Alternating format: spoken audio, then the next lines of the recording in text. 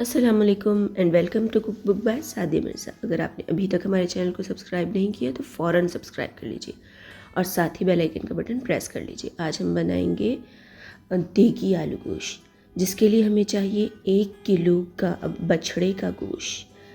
और ये देखिए, हमने इसकी बिल्कुल छोटी मीडियम साइज़ की बोटियाँ बना ली हैं। इसको जो है वो अच्छे से धोकर साफ़ कर लेंगे। अगर आप को लगता है कि आपके गोश्त में से हीक आएगी तो इसको जो है वो धोने से पहले हम थोड़ा सा नमक और हल्दी लगा कर रख देंगे आधे या 1 घंटे के लिए। और जो है वो फिर इसको उसके बाद हम अच्छे से वॉश कर लेंगे ताकि इसमें से कोई हीक ना आए। और इसके लिए हमें चाहिए 3 मीडियम साइज़ के हमने जो है वो अनियन रफली चॉप कर लिए हैं। साथ ही 3 जो है वो हमने टमाटर उनको छील कर जो है वो रफली चॉप कर लिया है। 5 से 6 आलू, 3 से 4 आलू हमने लिए हैं। ये जो है वो हमने इनका साइज़ नॉर्मल रखा है, बहुत ज़्यादा ना छोटे किए ना बहुत ज़्यादा बड़े किए। अगर हम छोटे कर लेंगे तो ये हमारे जो है वो शोरबे में घुल जाएंगे और इसके किनारे टूट जाएंगे और ये अच्छे नहीं लगेंगे। अदरक और लहसुन का पेस्ट है 2 खाने के चम्मच, ये हमने फ्रेशली जो है वो पीसा है। आप जो है वो हमेशा खानों में ताज़ा अदरक लहसुन का इस्तेमाल किया करें, पहले से रखे हुए या पीसे हुए का इस्तेमाल नहीं किया करें। अब हम एक फ्राइंग पैन में जो है वो 3 पकाने वाले चम्मच जो है वो तेल लेंगे। आप जो है वो प्रेशर कुकर के अलावा भी बना सकते हैं। हम प्रेशर कुकर में बना रहे हैं क्योंकि आजकल गैस के भी बहुत ज़्यादा इश्यूज़ हैं और फिर गैस महंगा भी बहुत है। एक तो आता भी नहीं है और फिर महंगा भी बहुत है, और दूसरा हम इसको पतीली में रखें तो उस दौरान जो है वो गैस चला जाए तो आधा गोश्त जो है हमारा कच्चा होगा और आधा पक्का होगा। तो इसीलिए हम जो है वो क्विकली पकाने के लिए जो है वो इसको प्रेशर कुकर में पका रहे हैं। तो हमें चाहिए 1 टीस्पून ज़ीरा, सफ़ेद ज़ीरा साबित, और आधा टीस्पून जो है वो हम हल्दी इसमें डालेंगे। आप 1 टीस्पून भी डाल सकते हैं, मैंने 1 टीस्पून इस्तेमाल किए। और पिसा हुआ गरम मसाला। ये सारी चीज़ें हम तेल में पहले इसीलिए डाल रहे हैं ताकि इसका फ्लेवर तेल में आ जाए और फिर जब हम इसमें गोश्त डालें तो गोश्त में जो है वो हमारी किसी किस्म की हीक ना आए और इन मसालों का फ्लेवर जो है वो गोश्त में अच्छे से आ जाए। ये देखिए, अब हमने इसमें गोश्त डाल दिया है अपना और इसको हम करेंगे 3 से 4 मिनट के लिए फ्राई, ताकि इसका जो है वो एक्स्ट्रा पानी जो है वो रिड्यूस हो जाए और इसमें से किसी किस्म की भी जो है वो हीक ना आए। बहुत से लोग साबित गरम मसाले का इस्तेमाल करते हैं, अगर आप चाहें तो साबित गरम मसाला इस्तेमाल कर सकते हैं। मुझे साबित के मुकाबले में पिसे हुए गरम मसाले का फ्लेवर जो है वो ज़्यादा अच्छा लगता है, इसी और क्योंकि बैलेंस रहता है और नॉर्मल रहता है, इसीलिए मैं हमेशा पिसा हुआ गरम मसाला इस्तेमाल करती हूँ। आप खाने को जितना सिंपल और सादा बनाएंगे वो उतना ही अच्छा और मज़ेदार बनेगा। ज़्यादा मसाले शामिल करने से खाना जो है वो अपना फ्लेवर खो देता है और चीज़ का जो है वो अपना टेस्ट जो है वो कायम नहीं रहता। इसीलिए कोशिश करें खाने को सादा और जितना सादा और सिंपल हो सके बनाएं, क्योंकि वो उतना ही ज़्यादा मज़ेदार होता है। अब हम जो है वो इसका पानी रिड्यूस हो गया है, तो अब हम इसमें जिंजर और गार्लिक का पेस्ट डालेंगे। कोशिश कीजिएगा कि आपका जिंजर और गार्लिक का पेस्ट फ्रेश हो। अब इसको हम इसमें डालकर अच्छे से जो है वो फ्राई कर लेंगे ताकि जो है वो हमारे गोश्त की में से बिल्कुल किसी किस्म की हीक ना आए। हम गोश्त को पहले फ्राई इसलिए कर रहे हैं, पहले हमने गरम मसाला डालकर फ्राई किया था हल्का सा, और फिर उसके बाद अदरक और लहसुन का पेस्ट डालकर हमने इसको अच्छे से फ्राई किया ताकि इसमें से किसी किस्म की जो है वो हीक ना आए और हमारा अच्छा सा मज़ेदार सा जो है वो देगी आलू गोश्त बन जाए। अब इसके बाद हम इसमें डालेंगे प्याज।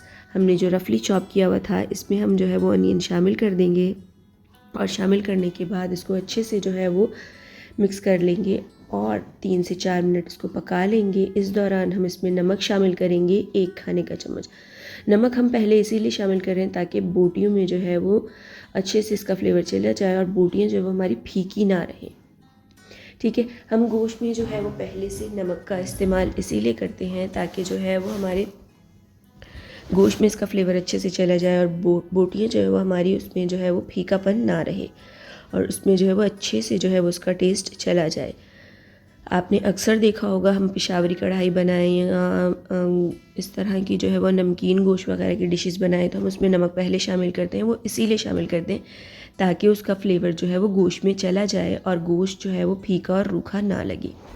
तो अब हमने इसको जो है वो अच्छे से मिक्स कर लिया। इसके बाद हमने जो हमारे टमाटर चॉप किए हुए थे वो हम शामिल कर लेंगे और टमाटर शामिल करने के बाद इसको भी हम 2 से 3 मिनट जो है वो अच्छे से पका लेंगे, ताकि जो है वो हमारे टमाटर और प्याज अच्छे से सॉफ्ट हो जाए।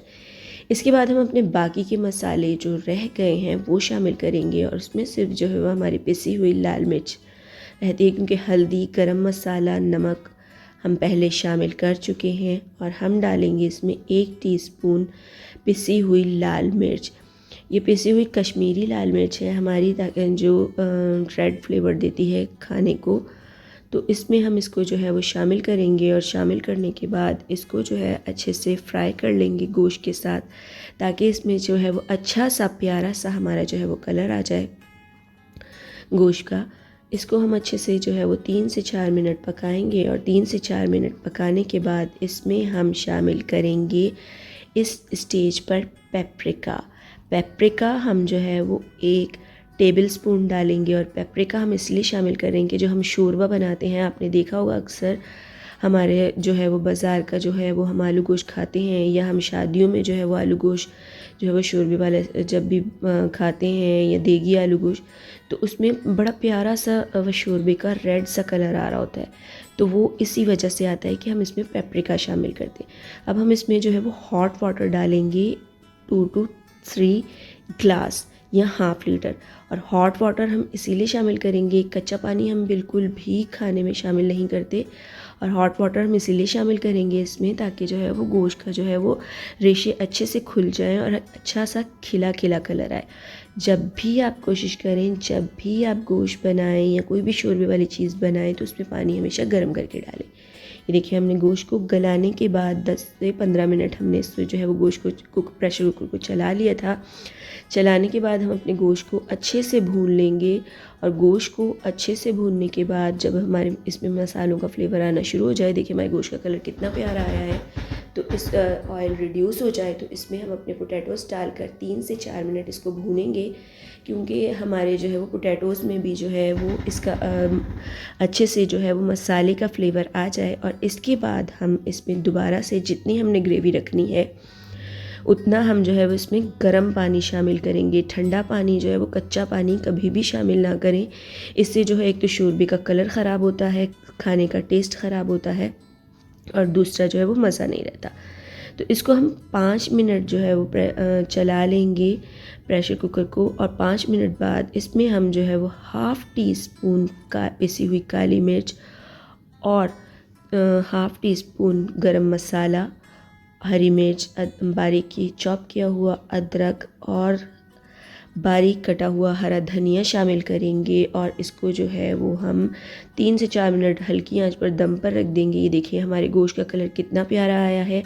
आप हमें जो है वो ज़रूर ट्राई कर बताइएगा कि आपको हमारी ये डिश कैसी लगी, और जाने से पहले चैनल को लाइक, सब्सक्राइब और शेयर ज़रूर कर लीजिएगा। अल्लाह हाफ़िज़।